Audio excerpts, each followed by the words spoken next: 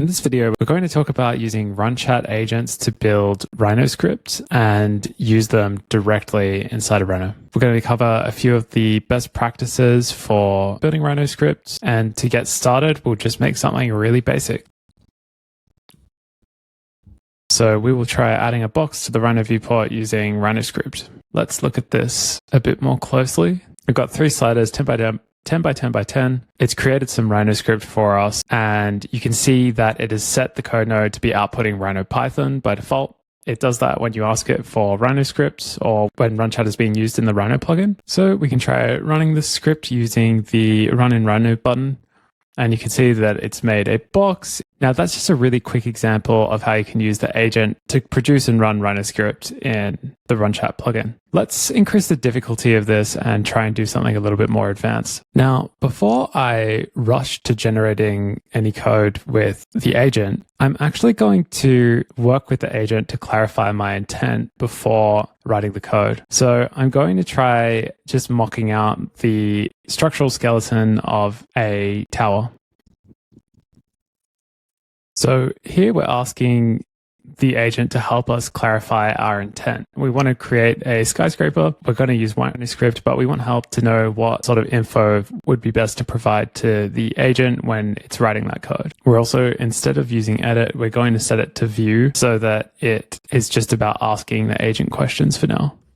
Okay, so the agent's suggesting that we'll need to provide the number of floors, the floor to height, distance, floor plate thickness, the form and transformation, a twist angle potentially, taper and scale factor, cantilever or lean. And so it seems to be making some assumptions about the style, so maybe you want to further clarify that. It wants to know the core dimensions, facade logic of glass envelope. It gives us a bit of an example prompt of how we would prompt the agent for this. So this seems interesting, but I think what I don't like about it right now is that it's already moving to factors like the style. And I think what we want to do first is just test that it can create a really basic building. So what we're going to do is we're going to ask it to omit anything related to style for now. We just want to, at a basic level, produce some structure with a few different sliders as input. It can make some assumptions about the elevator core, and then we also want the requirement that it needs to ensure columns in the building. So before I run this, I'm going to change to Opus because I think this is more complex of a use case than the most efficient models are good at. So we want to use a flagship model for this, and I'm going to run this and see how it goes. Okay, so I forgot to change it from ask to edit. So I will change that, and I'm going to ask it to please execute this prompt. Okay, so the skyscraper generator is ready.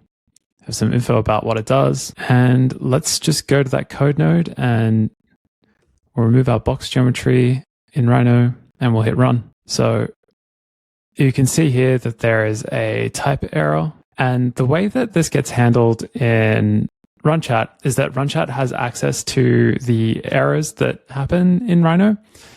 And if it doesn't work, it's as simple as just telling the agent it produced an error or it doesn't run. So when we tell the agent that it didn't run and ask it to fix it, you can see that it is using a read status skill to check what the error was. And you can see that it has identified the issue. The cool thing about how Opus works and all of the code models inside of Runchat is that they actually produce diffs that you can accept or reject. And great, it thinks it's fixed that issue. So we can run this and it looks like there's another error. Again, it's going to pull that error into context. This is not a very simple piece of code that we're generating. It's kind of normal that even with flagship models, we would run into these kinds of errors. We are working to improve how good it is at producing executable Rhino code again. So it's made those changes. It's fixed that issue. Here we go.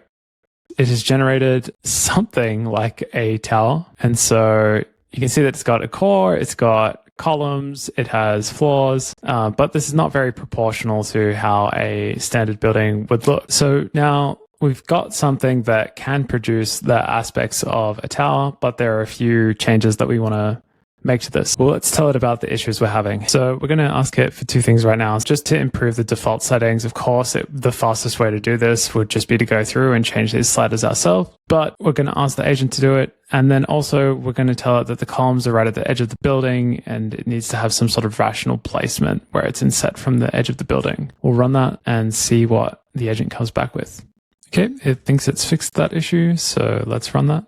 Cool. So it's got some insets going. It hasn't changed the defaults. Okay, if we wanted to use this in a bit more of a custom way, there's one more thing for us to do, and that would be to ensure unit are millimeters. And another thing we want to do is, instead of being able to customize this UI through sliders, we actually just want to have a GUI in Rhino that will ask us to add info about each parameter with sensible defaults, so it'll make a decent tower by default.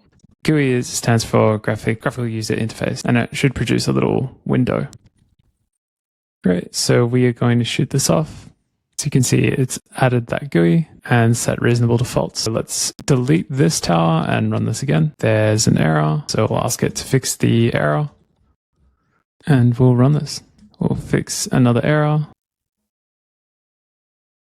Okay, so let's use these default. And you can see that now we're getting something that much more closely resembles a skyscraper with some sort of structure. And so you can see how this agent provides a good starting point for us to be able to start to incrementally build towards more advanced concepts and layouts. We could definitely continue and explore more different style variations of this. So we haven't had to use Grasshopper, and we can create many different variations using this Rhino code now. Here's another one. You can see it has some more intention behind the structure layout coming through. Let's go through another cycle of improving this. I don't think it's great that it's got these columns very close to the core.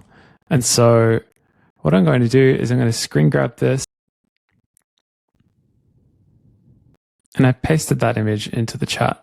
So it now asks me to add a message about the image. So we can say the structural logic's pretty odd in the way that it's placing columns so close to the core. Can you improve the structural layout logic of the columns? It'll send that image to the agent, and the agent is able to see the problem. It says, wow, the column grid doesn't account for the core zone, so columns are overlapping, and that's through the image that we've provided to it. Just like that, it's replaced the logic and it has an improved structural logic. So let's delete this tower and try running this again with those same parameters.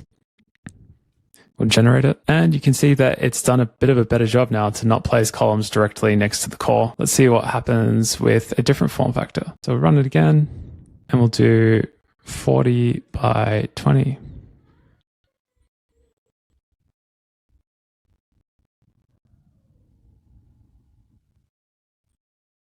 So this just gives you an idea of the sorts of things you can do by using coding agents inside of Rhino. The final thing to talk about in terms of using scripts inside of Runchat is that you have the ability to see saved scripts. So everything I ran today from this workflow, you can see that every iteration of the skyscraper generator's code is actually living inside of Rhino right now. And so if I wanted to go back to a specific code that I've generated, I can go and run that script. So again, if we wanted to go back before we made that final structural optimization, we can run the script. And you'll see that it still places those columns on the inside. So that's the Runchat scripts window. In order to open that, you can just type Runchat scripts. And then to go back, you can just type Runchat. Thanks for watching. In the next videos, we'll explore a few more interesting examples of what you can do with Rhino scripting.